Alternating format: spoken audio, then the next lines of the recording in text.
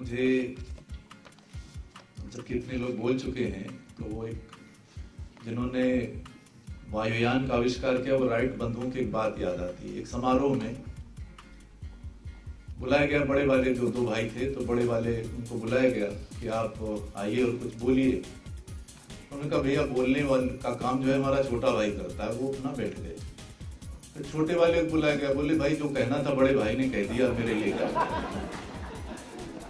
तो सच बात ये है कि सारी बातें जो मैं कहना चाहता था तो आकांक्षा ने कह दी, कुछ नमिता जी ने कह दी, कुछ डॉक्टर हेमंत जोशी ने कह दी, कुछ बचता नहीं है। जो जो बाद में आता जाता उसके लिए संकट खड़े होते जाते हैं। बहरहाल एक तो मुझे ये कहना है कि ये पहला संग्रह है सुरेश वशिष्ठ जी का, और पहला संग्रह किसी का भी हो उसका भरपूर स्वागत किया जाना चाहिए कि कविता की दुनिया में एक और पदार्पण हुआ।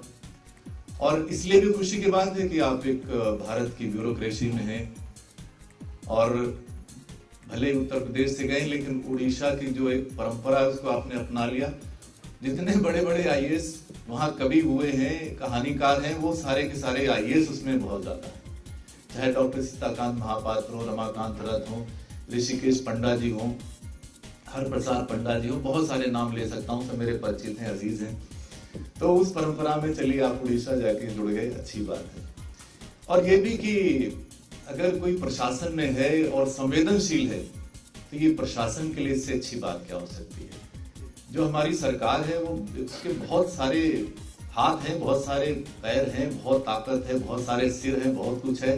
कहीं कोई अगर कमी रह जाती है तो वो सिर्फ कि काश इसमें एक अच्छा सा दिल और अच्छी सी आत्मा भी होती, और वही सारी की सारी जड़ है।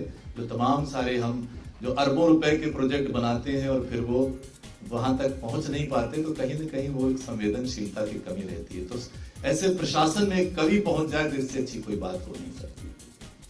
अब बात आती है संग्रह की। संग्रह के जो टाइप शीर्षक है उस पर इतनी बात हो गई। हालांकि एक बहुत अच्छी सी कविता है, बाकी देह की भाषा से न लेना है न देना है। जैसे नमिता जी को लगा कि पता नहीं इसमें क्या होने वाला है, ऐसा कुछ है नहीं। लेकिन सच बात ये भी है, मैं आपसे ये भी साझा करूं कि ये मैं हर महीने, ये मेरे उसका एक हिस्सा है जीवन का, कि 1 दर्जन कविता संग्रह उस पढ़ना पड़ता है हर महीने। नामवर जी को शायद और बहुत ज्यादा। तो ये संग्रह मुझे पिछले कई महीनों की बात कर रहा हूं, बल्कि वर्षों की बात करता हूं, कि बहुत अलग तरह का ये संग्रह लगा। और बेशक ये पहला संग्रह है, लेकिन इसमें बहुत, जिसको हम सही कविता कहते हैं, जिसको बिल्कुल मुकम्मल जिसको हम कविता कहते हैं, उस तरह की कविताएं इसमें बहुत ज्यादा है। और जैसे कि कहा गया, समर्पण से ही बात शुरू हो जाती है। समर्पण की 3 पंक्तियां ही वो जाहिर कर देती कि कैसा संग्रह है। और ये क्या करते हैं कि एक बड़ी साधारण तरीके से अपनी बात शुरू करते हैं, बड़ी सहजता से शुरू करते हैं, और अचानक से एक ऐसा चमत्कार पैदा कर देते हैं कि बात कहां से कहां पहुंचती है। बहुत कुछ आपको छोड़ जाती है सोचने के लिए, कहने के मतलब विचार करने के लिए, और उस कविता की अनुगूंजें आपके पास रह जाती हैं। यही कमाल है। आप जो चित्र देखते हैं, पेंटिंग आप देखने जाते हैं, और जितना कुछ पेंटिंग में है अगर उतना ही देख लिया आपने तो वो पेंटिंग कोई बात वहां नहीं है। पेंटिंग से परे, रेखाओं से परे जो कुछ आप सोच लेते हैं, विचार करते हैं, आपके भीतर कुछ भाव जगते हैं, वो अच्छी पेंटिंग है। वही इस कविता संग्रह के साथ है कि जो कविताएं हैं इनमें शब्दों से परे बहुत कुछ है, तरह तरह के बिंब बनते हैं, बहुत कुछ आपको कहने के लिए छोड़ जाते हैं।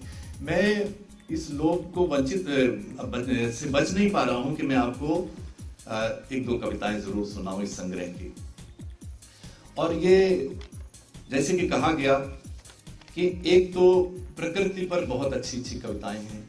इसमें स्पिरिचुअलिज्म, अध्यात्म को लेकर के, क्योंकि हम सब वो जो जिस तरह की पूजा पाठ करते हैं, ढोंग करते हैं, उस ढोंग को बहुत अच्छे से उन्होंने उसका एक्सपोज किया है। और प्रार्थना को लेकर के, ईश्वर को लेकर के उस तरह की बहुत अच्छी विचार करने वाली गंभीर कविताएं इसमें मिलती हैं, लेकिन बड़ी सहजता से अपनी बात कहते हैं। किसी को धार्मिक भावना को ठेस लगाए बगैर बड़े सलीके से, बड़े अच्छे संकेतों के जरिए से अपनी बात कहते हैं। और यही बात इनकी जो सामाजिक जो विडंबनाएं हैं उनको भी जब ये अभिव्यक्ति देते हैं तो किसी तरह की नारेबाजी नहीं करते, कोई शोर नहीं मचाती इनकी कविताएं। कोई बड़े मतलब सहज और सिंबोलिज्म के जरिए, सांकेतिकता के जरिए से बहुत गहरी सी एक बात कहे जाते हैं। तो ये कुछ बातें, और इसमें बहुत अच्छी प्रेम कविताएं हैं। प्रेम कविताएं पिछले दशक से या पिछले कई दशकों से बिल्कुल परिदृश्य से गायब हो गई। समाज में ही प्रेम नहीं बचा तो कविताओं में प्रेम कैसे बचे। और यहाँ तक कि जो गजल है उसकी जो परिभाषा है कि वो गजल की परिभाषा यही है कि प्रेमिका से बातचीत है या किसी औरत से बातचीत, ऐसा उसकी परिभाषा हम कहते हैं।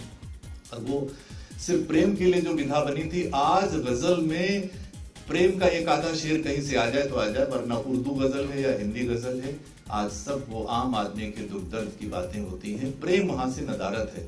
तो इसमें कुछ बहुत अच्छी प्रेम कविता, और प्रेम कविताएं वो नहीं है जो कवि सम्मेलन में वो जो ताली पिटवाने के लिए उस तरह की बहुत सस्ती किस्म की जो प्रेम कविताएं, वो नहीं है। इसमें बहुत प्रेम की ऐसी कविताएं हैं जिसका मैं उदाहरण आपको सुनाता हूँ। और अब इस कविता को देखिए, इसका प्रेम देखिए, इस प्रेम की पवित्रता देखिए, समर्पण देखिए। तुम प्रार्थना की मुद्रा में तुम गायत्री मंत्र सी पवित्र लगती हो। प्रार्थना की मुद्रा में तुम गायत्री मंत्र सी पवित्र लगती हो। गीले केशों से टपकती करुणा, होठों से फूटते श्लोक, आराध्य की मूर्ति आंखों में बंद। तुम आह्वान करती हो धरती का, आकाश का, समुद्र का, अग्नि का, वायु का। प्रभु सभी को शांति दो, ऐसा कहकर जोड़ती हो हाथ, मानो उड़ा दिए हो कबूतर आकाश में। प्रत्युत्तर में हवा के झोंके के साथ आती है अगरबत्ती की महक, श्लोकों की अनुगूंज पूजा घर से निकल पहुंचती होगी देवताओं तक। तुम्हारे आह्वान करते होंगे विचलित पंच महाभूतों को, पर मुझे तो दिखती हो मात्र तुम किसी श्लोक सी पवित्र। ये है कवि का प्रेम। ये उस तरह का नहीं है तेरी बाहों में मर जाऊं टाइप का जो मुशायरों में आप सुनते हैं या उस तरह के गीत सुनते हैं, वो उस तरह का नहीं। एक प्रेम की अपनी एक पवित्रता है। दूर तक जाती काली सड़क, यहां कभी धूल भरी पगडंडी थी। धुआं छोड़ती लारी, गाड़ी की चुरुक चूं पीछे छूट गई। धड़धड़ चलता हैंडपंप, कुआं बाल्टी ताक रहे हैं। पानी फेंकता डीजल इंजन, रहट की आवाज कैसी थी। धरती का सीना रौंदता ट्रैक्टर, गाय का बछड़ा उदास है। बद से बदतर होती इंसानी शक्लें, यहां कभी गांव हुआ करता था।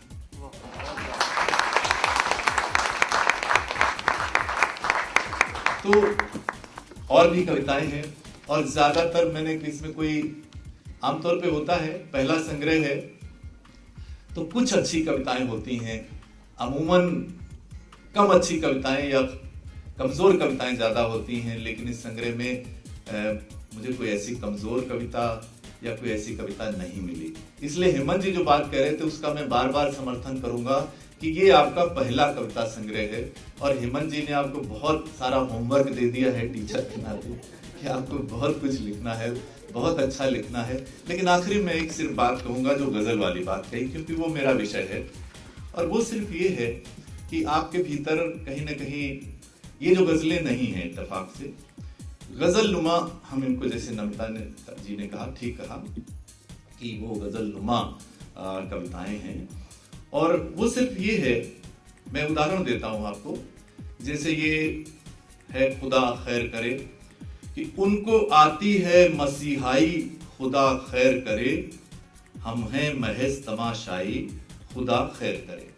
अब मसला ये कि अगर इसको यूं कर लिया जाए कि हमको आती है मसीहाई, खुदा खैर करे, हम तो हैं सिर्फ तमाशाई, खुदा खैर करे। तो जरा सा हेर फेर करे, एक तो ईंट अगर इधर उधर की जाए तो बाकायदा, क्योंकि गजल अगर होना है तो गजल की अपनी शर्तें हैं, उसका एक वजन कैसा हो, उसमें बहर कैसी हो, और वो जो मामला है वो शिल्प का मामला है, उसके लिए कोई दैवी प्रतिभा की आवश्यकता नहीं है। और शिल्प का मामला वैसी जैसे एक दर्जी कोई कमीज बनाता है, उसमें एक कॉलर थोड़ा बड़ा हो जाए, एक छोटा हो जाए, और उसको कोई भी कभी भी एक सप्ताह के अंदर, 2 दिन के अंदर सीखना चाहे तो वो सीख सकता है। तो मैं तो चाहूंगा कि आप गजल की दुनिया में आए, और बस थोड़ा सा उसमें यह है कि वो शिल्प के लिए थोड़ा सा जागरूक होने की जरूरत है, और आप बहुत अच्छी गजलें कहेंगे। इसमें भी कुछ इत्तेफाकन कुछ बहुत अच्छे शेर निकल आते हैं, लेकिन चूंकि आपने उस तरफ देखा नहीं है, शिल्प की तरफ। बहरहाल कुल मिला करके एक मैं कम से कम व्यक्तिगत रूप से मेरे लिए, जैसे मैंने आपको बताया कि ये एक संग्रह बिल्कुल तमाम साल, इधर इस बीच में अगर साल भर की बात करूं तो 100 के आसपास संग्रह हो गए होंगे, लेकिन ये संग्रह मुझे बहुत अलग लगा, इसकी कविताएं बहुत अलग लगी, और इसलिए अलग लगी कि इनमें जो बात ये ना, अगर आप सीधे सपाट कोई बात कह देते हैं तो उसमें कवि का क्या रहेगा। वो तो कोई सब्जी बेचने वाला भी कोई बहुत अच्छी बात कह देता है, कवि का काम तो यही को कितने संकेतों में, बिंबों के माध्यम से, कहते सलीके से एक बहुत बड़ी, बहुत गहरी बात कम से कम शब्दों में कह दे। तो वो सलीका और वो आपके पास वो शिल्प वो आपके पास है, बहुत संकेतों के माध्यम से बहुत दूर की बहुत गहरी बात कह देना। तो मैं आपको बधाई देता हूं और अगले संग्रह की प्रतीक्षा करता हूं। धन्यवाद।